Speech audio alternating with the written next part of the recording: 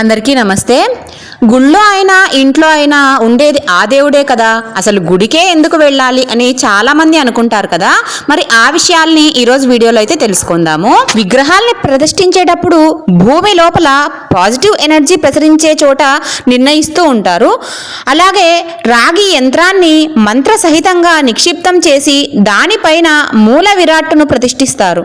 రాగి భూమిలోని శక్తి తరంగాలను ఆకర్షించి పరిసర ప్రాంతాల్లో విడుదల చేస్తూ ఉంటుంది. మనం గుడికి వెళ్ళినప్పుడు ఆ పాజిటివ్ ఎనర్జీని పొందవచ్చు. భగవంతుణ్ణి దర్శించుకుంటున్న సమయంలో గర్భ గుడిలో దీపం వెలుగుతూ ఉంటుంది. మన ఎదురుగా కర్పూరాన్ని వెలిగించి హారతిని కూడా ఇస్తారు. గంటలు మోగుతాయి. ఇలా అన్ని వైపుల నుంచి పాజిటివ్ ఎనర్జీ మన దగ్గరికి చేరడం వలన మనం మానసిక ఆనందం కూడా కలుగుతుంది. తద్వారా మానసిక ఆరోగ్యంతో పాటు శారీరక ఆరోగ్యము మెరుగుపడుతుంది అని చెప్పి తరచుగా గుడికి వెళ్తూ ఉంటాము.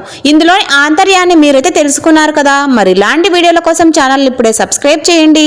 వీడియో నచ్చితే లైక్ చేయండి. మీరు కూడా మన యూట్యూబ్ ఫ్యామిలీలో ఒక్కరైపోండి.